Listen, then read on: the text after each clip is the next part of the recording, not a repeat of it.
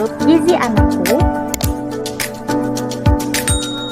Follow dan ikuti Instagram serta Facebooknya juga ya. Di sini kami mau berbagi tentang tips seputar gizi untuk tumbuh kembang buah hati yang optimal. Wabarakatuh, kembali lagi bertemu dengan saya Wardina Humaira Gadget MSI. Kali ini di video untuk sesi pembahasan tanya jawab kemarin yang memang belum sempat waktu terjawab, saya akan jawab di video ini. Yuk kita mulai aja ya langsung ya, saya share screen sebentar pertanyaannya.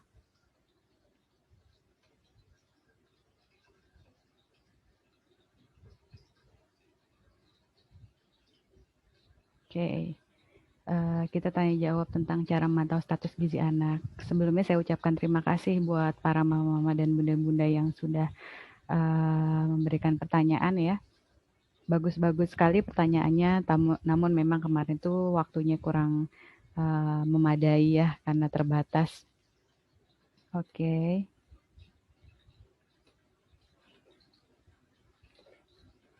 Ya, sebelumnya saya mau menjelaskan dulu nih. Kebanyakan mama-mama mungkin masih belum bisa membedakan apa perbedaan antara tumbuh dan kembang ya.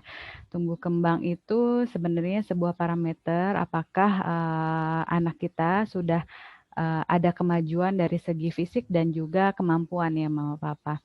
Jadi bedanya tumbuh dan kembang itu secara definisi berbeda. Kalau untuk tumbuh itu terkait dengan hal fisik, contohnya pertambahan tinggi badan, berat badan, lingkar kepala, status gizi dan lain-lainnya itu masuk ke tumbuh. Artinya anak kita akan bertumbuh sesuai dengan pertumbuhan organ tubuh gitu ya atau fisiknya, ukuran seperti itu, ukuran dan kuantitas sel gitu ya seperti itu. Nah kalau untuk kembang, nah, ini lebih tepatnya adalah istilah untuk yang terkait dengan kemampuan. Kalau di bahasa Inggris itu ability ya, atau fungsi. Jadi, misalkan ternyata lehernya sudah kuat gitu ya, terus artinya dia sudah bisa kembangnya itu secara tumbuhnya dia tulangnya sudah kuat gitu ya. Nah, kembangnya itu adalah dia bisa mengangkat kepala pada bayi usia 3 sampai 4 bulan, 2 sampai 3 bulan, sorry. Ya, seperti itu. Nah, kembang ini terkait dengan kemampuan atau fungsi dari organ-organ yang bisa mampu berkembang seperti itu. Nah, ini parameternya adalah biasanya ada gambar-gambar, misalkan sudah bisa merangkak gitu, ada chart namanya tabel tumbuh kembang bayi dan balita, ada kartu deteksi dini tumbuh kembang anak gitu ya. Kalau di aplikasi biasanya dia ada harusnya untuk 3 bulan sudah bisa mengangkat kepala, terus sudah bisa merespon wajah ibunya saat mengobrol dan lain-lain seperti itu. Oke, ini yang merupakan kembang ya, yang termasuk kembang ini akan berkembang hingga 2 tahun. 1 bulan, 2 bulan bisa mengangkat kepala sambil tengkurap gitu ya, tapi tengkurapnya di 4 bulan ya. Terus di 4 bulan tuh udah mulai bisa tegap duduk ya, terus 7 bulan sudah bisa duduk sendiri, 9 bulan sudah bisa merembet ya, berdiri dan merembet, 10 bulan sudah bisa merangkak gitu ya, 11 bulan sudah mulai belajar berjalan gitu ya, 12 bulan sudah mulai berjalan dan berlari bahkan ya. Oh iya, saya mau juga menekankan bahwa yang kemarin saya bilang, anak saya gemuk itu pasti sehat atau anak saya kurus gizi kurang. Kenapa ya anak saya beratnya nggak bertambah-tambah gitu ya, padahal saya sudah asup makanan dengan ini. Nah ini sebenarnya saya mau jelaskan bahwa gemuk dan kurus itu hanya persepsi pandangan dari kita saja sebagai orang tua ya. Yang lebih tepat kalau mama mau memastikan status gizi anak gitu ya, harusnya memang mengukur dengan berat badan dan tinggi badan setiap akhir bulan ya gitu, akhir bulan menjelang awal bulan gitu. Yang bagusnya seperti itu. Jadi mama catat gitu ya. Atau bisa juga di awal bulan gitu ya. Misalkan masuk 2 bulan nih boleh gitu atau di akhir bulan masuk ke 3 bulan. Nah, ini mama catat gitu ya berat tinggi badannya sesuai usianya gitu. Kalau misalkan genap sudah 3 bulan berarti kan artinya di awal bulan pas dia usia 3 bulan gitu ya. Nah, itu apakah dia status gizinya beratnya menurut usianya sudah sesuai atau belum gitu ya. Kalau memang sudah sesuai walaupun dia terlihat kurus gitu ya, itu berarti mungkin anaknya cenderung tinggi gitu atau panjang gitu. Atau mungkin kalau misalkan memang dia gemuk juga belum tentu sehat, bisa jadi dia obes atau overweight gitu kan. Yang jelas yang bagus itu adalah yang ukuran status gizinya itu memang normal gitu. Tapi memang anak itu yang penting jangan sampai kurang aja gitu beratnya. Dalam waktu 2-3 bulan paling nggak ada pertambahan berat yang memang sesuai standar ya. Dan ada yang bertanya, Bun itu kok anakku nggak makin lama kok beratnya makin susah naik gitu ya. Nah, kita bisa lihat di chart seperti ini bahwa ada kan tadi saya bilang ya pertumbuhan itu inline dengan perkembangan. Bagi mama yang khawatir mungkin udah usia 4 bulan gitu ya, anaknya kok bertambah berat badannya mulai mulai melambat gitu. Nah, seperti chart ini kenapa? Karena memang bayi itu kalau sudah mulai gerak, itu memang dia akan berat badannya sulit naik karena aktivitasnya juga tentu tinggi. Jadi tidak perlu khawatir. Tidak bisa kita harapkan kalau dia tinggi aktivitas gitu. Dia itu bisa lebih gemuk atau ini dan jangan khawatir karena yang akan terbentuk adalah si bayi itu badan akan lebih tambah kenceng karena dia aktif gerak, makanan berubah jadi otot gitu. Jadi bukan berubah jadi lemak yang ginuk-ginuk lagi gitu ya. Seperti itu. Jadi justru kalau bayinya aktif, yang penting di garis normal itu dia itu bagus gitu ya. Artinya dia sehat gitu ya kalau aktif dan sesuai dengan perkembangannya. Jadi ada waktu-waktu tertentu mulai dari kalau di sini kita bisa lihat 4 bulan kan sudah bisa guling ya. Nah, nanti udah agak lumayan lagi udah mulai merangkak nih di usia 7 bulan sampai dia bisa berjalan dan berlari. Ini lihat garisnya agak landai ya. Agak landai artinya tidak pesat seperti di awal bulan. 0, 1, 2, 3 bulan tuh pesat sekali pertambahan berat badannya. Sampai naik agak tinggi gitu ya sudutnya nih garisnya. Kalau ini udah agak mulai melandai gitu ya. Seperti ini artinya dia selama dia inline dengan perkembangannya, dia bisa merangkak, dia aktif bergerak, terus saya mengikuti perkembangan yang normal, itu berarti bayinya sehat. Yang penting sesuai dengan berat badan sesuai umurnya gitu ya. Dan tinggi badan juga diperiksa ya. Seperti itu. Jadi gemuk itu belum tentu baik, kurus juga belum tentu tidak baik ya. Kalau misalkan kurusnya dia ternyata panjang, berarti ya fine-fine aja mah gitu. Yang penting anak sehat, gak rewel gitu ya, ceria gitu, gak sakit. Yang agak lebih mengkhawatirkan kalau dia sakit gitu ya. Oke, ini pertanyaannya mantau gizi anak paling menggunakan apa yang parameter paling mudah? Sorry, ini kayaknya ada yang ketinggalan. Oke. Yang paling mudah itu yang kemarin saya bilang pada saat pertemuan adalah tinggi badan, berat badan, dan lingkar kepala. Ya, paling mudah untuk dilakukan di rumah tangga. Tapi yang biasanya untuk bayi di bawah 1 tahun itu yang paling dan jadi parameter biasanya dokter anak atau ahli gizi itu beratnya nambah apa enggak gitu. Karena biasanya yang saya bilang kemarin kalau beratnya sudah nambah inline dengan tinggi badan gitu ya. Kecuali kalau memang ada something yang memang gangguan terhadap pertumbuhan tulangnya gitu. Biasanya kalau dia berat badannya nambah artinya asupannya sudah optimal di si bayi. Umumnya seperti itu ya. Nah, ada lagi pertanyaan, berapakah pertumbuhan ideal lingkar kepala setiap bulannya? Kemarin sudah ada ya pada saat kita bahas di PPT saya, ada standarnya WHO untuk lingkar kepala anak, bisa dicek di situ ya mama-mama ya. Oke, ini yang tadi jawaban dari saya, mengapa anak saya sulit gemuk padahal makannya doyan? Bagaimana cara agar timbangan anak selalu naik?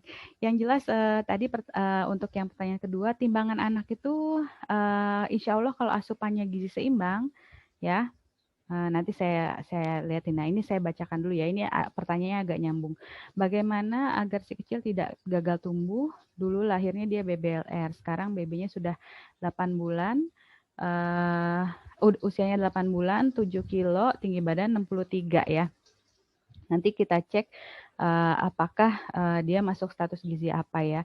Selama MPASI menunya selalu gizi seimbang. Oke, bagus kalau begitu ya.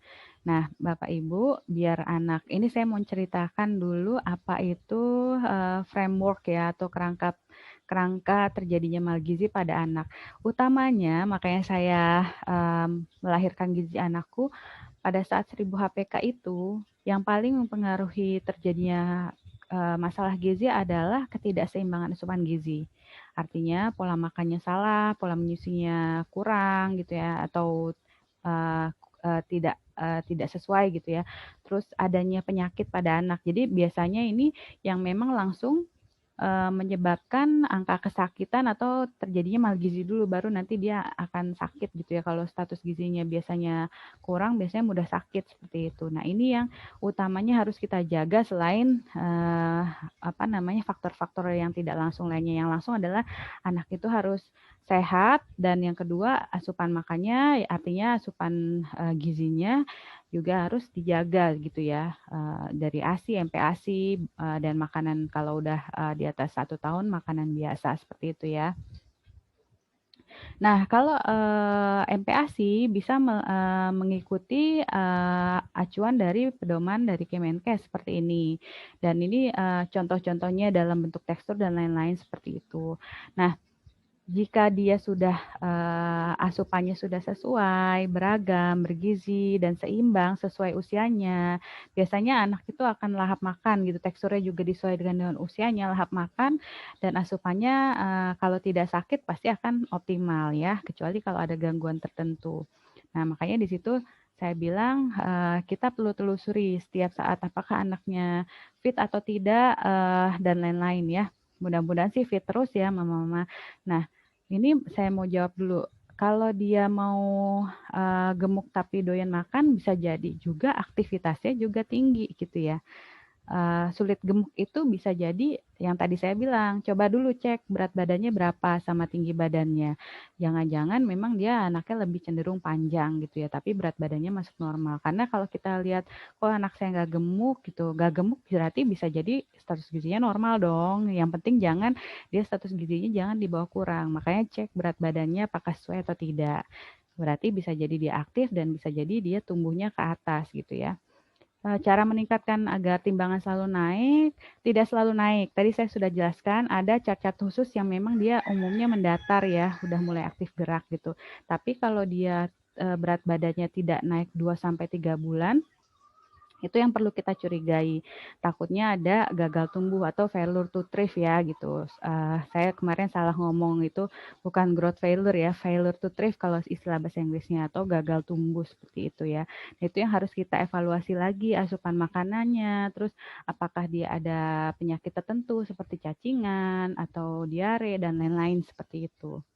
Jadi timbangan itu bisa jadi di waktu-waktu tertentu naiknya tidak signifikan, tidak tinggi, tapi di waktu-waktu tertentu bisa juga naik signifikan, tergantung aktivitas dan perkembangan anaknya gitu ya. Nah, ini saya mau cek dulu ya, coba saya lihat pakai kalkulator sebentar ya. Usianya 8 bulan, sebentar ya. Saya buka dulu kalkulator. Oke. Mantau ya. Usianya 8 bulan ya. 8 bulan.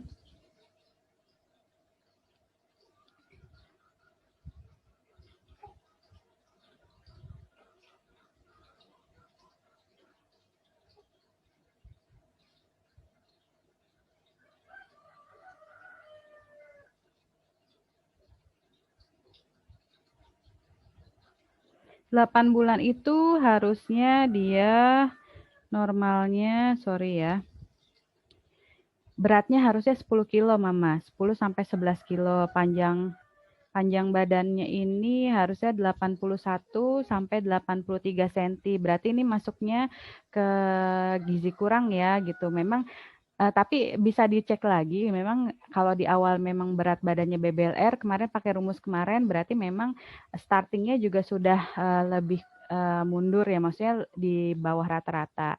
Nah, kalau misalkan selama ini MPASI-nya memenuhi gizi seimbang, yang perlu Mama lakukan adalah terus mengevaluasi.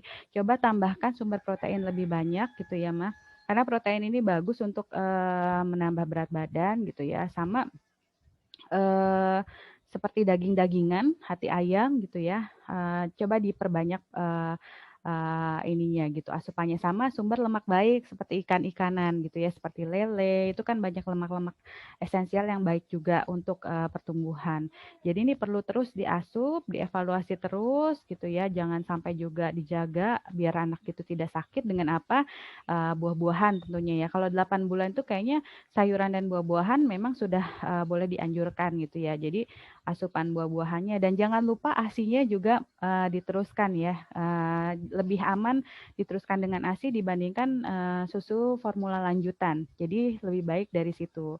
Atau bisa, boleh juga Mama berikan makanan-makanan gitu ya yang memang, difortifikasi gitu. Contoh mungkin sereal fortifikasi sekali-kali boleh diberikan gitu ya, atau yang alami juga boleh gitu dari sayur-sayuran dan perbanyak sumber protein dan asam lemak esensial seperti ikan, hati gitu ya, hati ayam atau hati sapi seperti itu. Daging daging kalau anak-anak harus benar-benar lembut ya teksturnya seperti itu. Ya paling aman sih hati ya, hati itu, eee, kaya vitamin dan mineral gitu ya, sama ikan yang kaya protein dan lemak esensial seperti itu. Dan itu terus-terus dievaluasi, diusahakan asupannya, sesuai dengan, ini nih, seperti ini ya, yang 6 sampai 8 bulan atau 9 sampai 10 bulan. Usahakan teksturnya disesuaikan biar anak itu sudah sesuai dengan, kemampuan dia dalam, mencerna, seperti itu ya, Ma. Oke, semoga menjawab. Bagaimana cara mengetahui anakku sudah terpenuhi gizinya, Mam? Intinya kalau Mama sudah memenuhi asupan gizi seimbang gitu ya dengan sayur dan buah dengan contohnya porsi ini sumbernya dari Kemenkes dan gambarnya infografis saya belum sempat ambil gitu, belum sempat buat gitu. Tapi ini acuannya sebenarnya dari Kemenkes. Kalau misal porsinya sudah sesuai dengan usianya dan sudah Mama berikan 3 kali makan utama dan 2 kali selingan dengan porsi yang menyesuaikan dengan telapak tangan buah hati gitu ya, itu ya memang sudah asupannya kemungkinan sudah sesuai mah gitu. Acuannya gitu aja biar mama nggak pusing-pusing hitung kalori, nggak perlu apa jadi ahli gizi yang hitung-hitungan sampai kayak kita lulusan gizi gitu mah. Yang penting sederhananya mama ikutin acuan ini, itu udah cukup. Dan biasanya tanda-tanda anak yang cukup gizi itu berat badan dan tinggi badan sesuai dengan usia, indeks massa tubuhnya, status gizinya normal atau baik gitu ya. Nah itu ciri-cirinya sehat, ceria dan tidak rewel seperti itu. Jadi ini sudah terpenuhi ya, seperti itu. Apakah ada kata obes untuk anak bayi 8 bulan? Apakah harus diganti menunya? Ada mah, betul.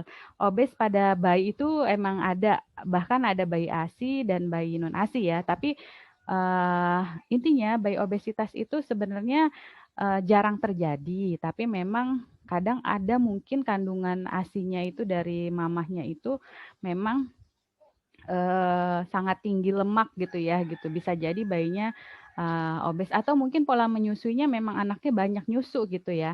Tapi tenang aja Mah, kalau bayi ASI itu karena di dalam ASI ini Mama bisa lihat ya, ini juga saya ambil dari infografisnya karena, eee, ya tetap saya ini kan sumbernya ya, karena kita belum buat redesign infografis, bahwa ASI ini selain juga dia kandungan gizinya lengkap, tapi dia juga banyak mengandung hormon dan bakteri baik dari ibu mah. Nah, jadi kalau dia gemuk karena ASI itu umumnya cenderung aman karena dia mengandung hormon insulin yang lebih rendah yang metabolisme gula gitu ya dan hormon leptinnya lebih tinggi ini untuk metabolisme lemak ya mah yang nafsu makan. Nah, ada bakteri baik juga yang juga bagus untuk mencegah obesitas atau kegemukan pada bayi ya.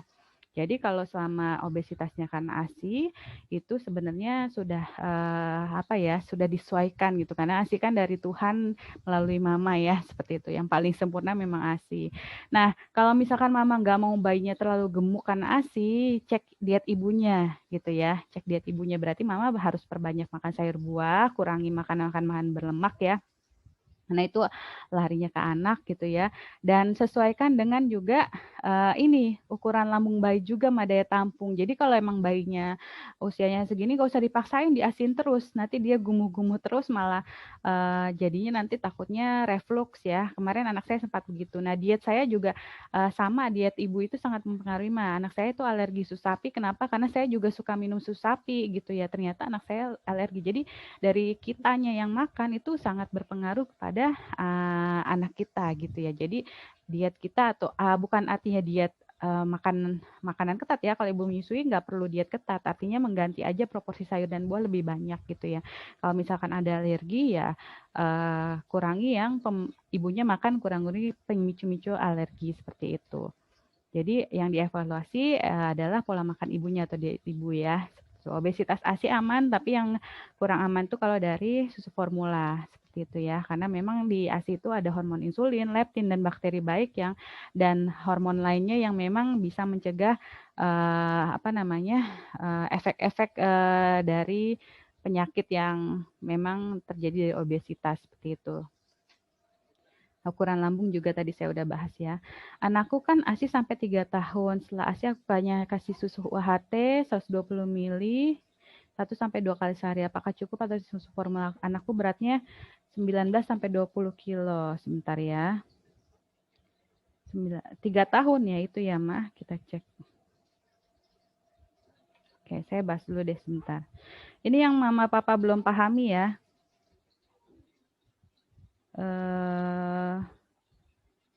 Sebentar ya. Apa bedanya sih susu formula? Kita menyebut susu formula lanjutan sama susu pertumbuhan atau growth up milk ya, Mah. Saya sudah kumpulkan beberapa literatur gitu ya. Dan emang ini pengalaman saya juga. Bentar ya, agak lama nih 3 tahun. Saya lagi ngelihat status gizi pakai aplikasi. Oke, sebentar saya wait dulu ya.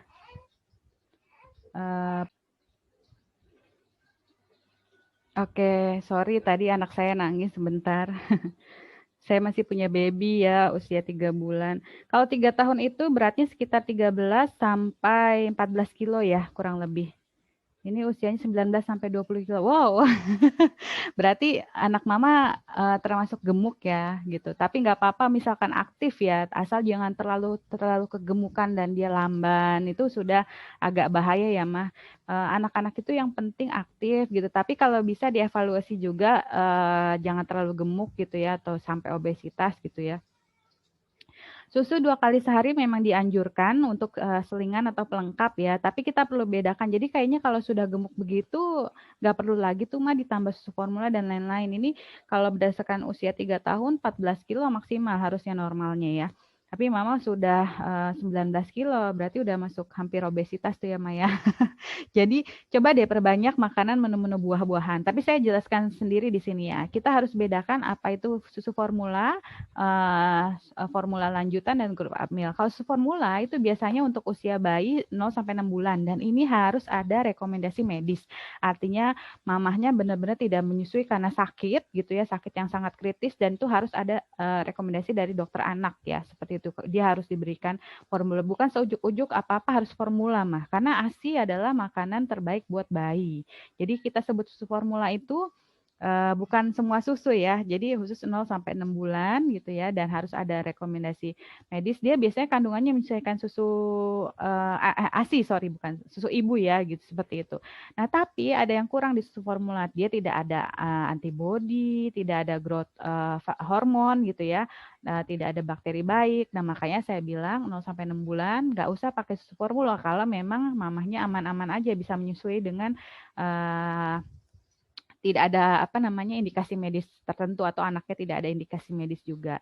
Nah, ada lagi yang disebut susu lanjutan ya, Mah, gitu. Kita harus bedakan. Nah, susu lanjutan ini adalah makanan cair tambahan MPASI atau pelengkap ya seperti itu. Nah, ini untuk usia 6 sampai 12 bulan. Tapi sebenarnya susu formula lanjutan itu tidak wajib ya, sepertinya WHO itu tidak mewajibkan susu formula lanjutan karena cukup kalau dia sudah diberi ASI cukup ASI saja, kecuali memang mamahnya lagi sakit atau memang dan lain-lain ya kondisi. Pokoknya untuk 1 tahun ke bawah itu kalau mau diberikan susu formula gitu, formula lanjut atau formula harus ada indikasi medis mah. Ya kandungan gizinya menyesuaikan 6 sampai 12 bulan. Nah, cukup ASI saja mah kalau untuk sampai 1 tahun, bahkan kalau bisa diteruskan sampai 2 tahun. Nah, ada lagi susu pertumbuhan. Nah, susu pertumbuhan ini biasanya disesuaikan dengan usia 1 tahun ke atas gitu. Nah, kalau UHT itu di posisi di mana sih sebenarnya? UHT itu sebenarnya posisinya di growth up milk atau susu pertumbuhan. Hanya saja UHT itu lebih disarankan untuk usia 2 tahun ke atas ya. Nah, eh UHT ini definisinya adalah susu yang memang disterilisasi dengan suhu tinggi lebih dari 135 derajat dalam waktu cepat ya. Ini kalau dari segi teknologi pangan, memang kalau susu itu kan zat gizinya akan turun ya, akan turun jika di suhu tinggi. Tapi karena ini waktunya cepat, menurut para ahli teknologi pangan gitu ya, untuk UHT ini sebenarnya zat gizinya aman, nggak terlalu drop gitu ya untuk kandungan gizi karena pemanasan tinggi, karena dia cepat 2-3 detik saja dengan teknologi ya. Nah, biasanya memang kelebihan dari UHT ini lebih awet, packagingnya juga biasanya juga dengan teknologi tinggi gitu ya, sampai 5 lapis umumnya gitu ya, pakai kertas karton yang sangat ini. Ya intinya sih susu apa saja kalau untuk usia di atas 2 tahun ya, yang sudah tidak ASI, itu sesuaikan dengan usia anaknya memang gitu ya. Terus sesuaikan dengan kecocokannya, karena ada anak yang kadang cocok, ada yang tidak cocok ya, seperti itu. Jadi kalau dia ada diare, ada apa gitu ya, alergi dan lain-lain, upayakan ke dokter anak dulu. Mungkin aja itu susunya nggak cocok gitu, bisa jadi. Makanya sesuaikan itu sama selera anak ya, seperti itu. Oke, yang penting bukan susu kental manis ya, karena susu kental manis tidak disarankan untuk diminum ya, apalagi untuk anak-anak seperti itu. Oke, mudah-mudahan cukup menjawab. Anak saya usia 6 bulan ASI eksklusif, pada fase saat ini setelah minum ASI selalu rewel. Apakah ini tanda kolik atau growth spurt? Bedanya apa? Cara mengatasinya bagaimana? Nah, ini Mama ini sama pengalamannya sama saya kemarin ya. Anak saya itu kan laki-laki ya. Ini sih baru umumnya, bukan katanya ya. Umumnya anak laki-laki itu gitu ya. Umumnya loh, tapi belum tentu semua ya. Umumnya anak laki-laki itu nenennya ya atau menyusunya tuh kuat gitu ya. Nah, bisa jadi anak kalau menyusu rewel itu mungkin ada sesuatu gitu ya. Bisa jadi mungkin dia apa namanya, kalau anak saya itu alergi dingin. Jadi kalau dingin itu ternyata dia nyusu tuh suka rewel gitu. Kenapa? Karena suka ada lendir ngakuk-ngakuk di hidung. Saya udah ngecek ke dokter anak, itu dia ganggu buat nelen gitu ya. Akhirnya kalau disuruh ruang dia diasin langsung. Nah, coba Mama cari waktu tertentu apakah atau kondisi yang nyaman buat anak atau posisi perlekatannya. Itu bisa jadi faktor bayi itu rewel kalau disusuin gitu ya. Terus perlekatan ya, terutama perlekatannya kurang pas, posisinya dia kurang nyaman dalam menelan gitu ya. Terus suhunya nyaman atau enggak. Cari posisi di mana bayi itu benar-benar nyaman untuk disusui gitu ya. Yang kedua, bedanya kolik sama growth spurt ya, Ma, ya. Nah, ini jadi kolik itu memenuhi syarat kalau kita sebut kolik dengan indikasi rule of threes ya, 3 aturan. Pertama, biasanya anak kolik itu gitu ya, memang dokter anak pun juga, anak saya juga itu kolik normal kata dokter anak yang saya konsultasi kemarin terkait anak saya, ini based on pengalaman ya. Kalau studi kan kita mesti cari jurnal dan lain-lain gitu ya itu. Tapi kalau kolik itu menurut dokter anak pun juga berdasarkan case study-nya dia menjalani dengan pasiennya. Jadi rules-nya itu adalah kalau 3 jam menangis terus-menerus dan tak terkendali itu biasanya kolik ya, dan biasanya terjadi di sore hari di sore hari gitu ya, sampai ke malam gitu ya. Umumnya terjadinya begitu, dan ini para ahli pun belum tahu alasannya kenapa, karena tidak ada penyebab spesifik kenapa anak kolik gitu ya. Tapi umumnya anak-anak kolik ini ciri-cirinya seperti itu gitu ya. Nah, biasanya memang umum terjadi pada anak kurang atau sama dengan 3 bulan. Nah, alhamdulillah anak saya ini menjelang 3 bulan sudah berkurang koliknya. Saya sempat kemarin ya umum ya, biasanya setiap anak beda, hampir panik ya gitu ya. Jadi saya ke dokter anak, terus ke gastro, saya kira anak saya ini ada kelainan apa dan lain-lain. Ternyata umum mah kolik gitu, sampai anak saya tuh sempat gumuh-gumuh dan lain-lain. Ternyata saya kira GERD gitu, ternyata enggak, itu reflux biasa, dan ternyata gumuh sampai 8 kali kata dokter anak itu normal sampai nanti berkurang di usia 3 bulan ke atas seperti itu. Jadi kolik ini adalah normal terjadi. Nah, biasanya bedanya kolik dengan growth spurt adalah biasanya kalau kolik tuh anak bisa kalau perutnya ngerasa kayak nangisnya merintih, kesakitan, gitu, tiba-tiba kesakitan gitu ya. Kalau orang awam bilangnya ini ada jinnya kali atau apa, padahal enggak, memang itu normal dia. Mungkin dia lagi adaptasi gitu ya, pencernaannya dengan kondisi yang tadinya dia 9 bulan di perut gitu, dia lahir seperti itu. Itu bedanya kolik dengan GS. Nah, GS ini biasanya hanya beberapa hari periodenya. Ciri-cirinya ini mah, pengen netek mulu malah kalau growth spurt ya. Kalau dia merasa lapar terus habis lapar ngantuk mulu, terus rewel, pengennya disusuin terus.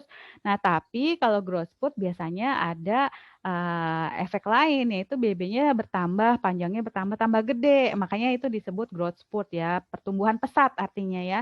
Nah, biasanya tidak disertai gejala sakit dan ini khas biasanya di usia 6 bulan, 6 minggu, 8 minggu ya, 6 dan 8 gitu ya, 3, 6, 9. Jadi kelipatan 3 ya Mah ya gitu, kecuali yang minggu itu.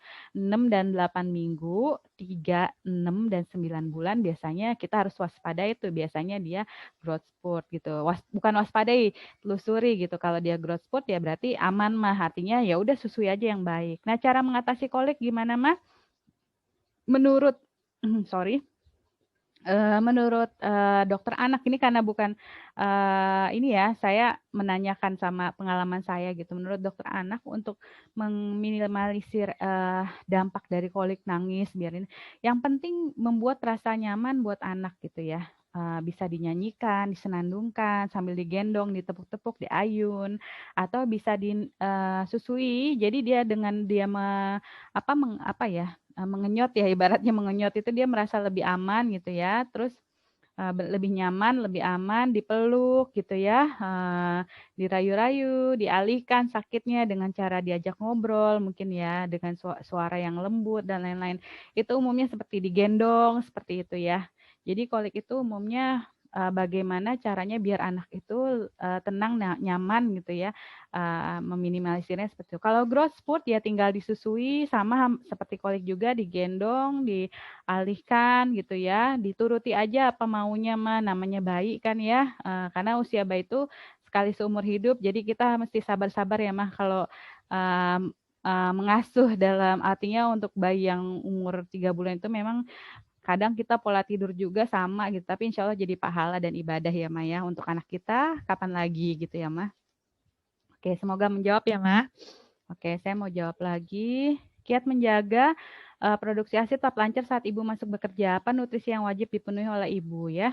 Kiat menjaganya ini mah. Yang pertama, mama rutin aja. Selain kalau dia memang tidak lagi menyusui dengan mama, dipamping. Karena ASI itu kalau kita nggak disedot atau dikeluarkan, dia akan berkurang. Itu ada mekanismenya di dalam tubuh ya.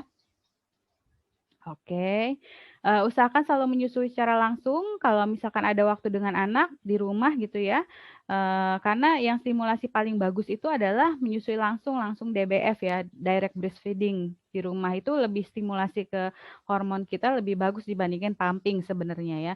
Susui sekecil sebelum bekerja gitu ya, jaga asupan cairan gizi seimbang ibu menyusui. Nah, ini saya bilang kebutuhan cairan itu penting mah untuk biar tetap lancar ASI. Jadi harus minum tidak hanya 8 gelas mah, tapi kalau bisa lebih, bahkan kalau bisa 4 liter ya mah ya, dari makanan dan lain, 3 sampai 4 liter. Dan nanti coba cari kebutuhan untuk ibu menyusui dari Kemenkes, masih bisa di browsing berapa. Jadi ibu menyusui itu sangat penting cairan yang banyak gitu ya mah, seperti itu.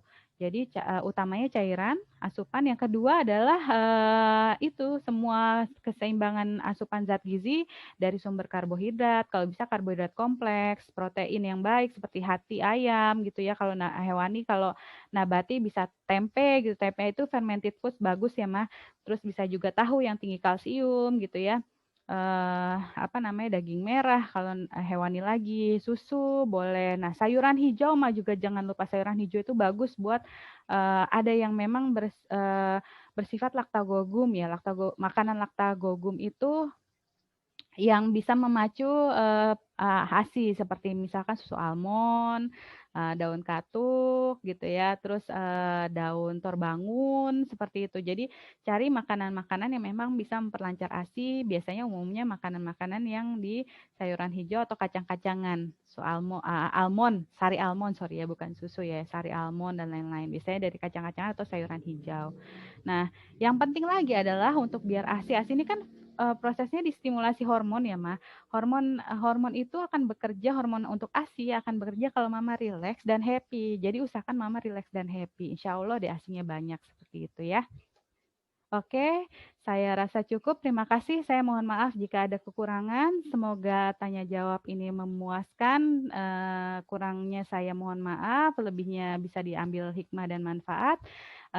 Follow terus ya Gizi Anakku. Wassalamualaikum warahmatullahi wabarakatuh. Subscribe channel YouTube Gizi Anakku. Follow dan ikuti Instagram serta Facebooknya juga ya.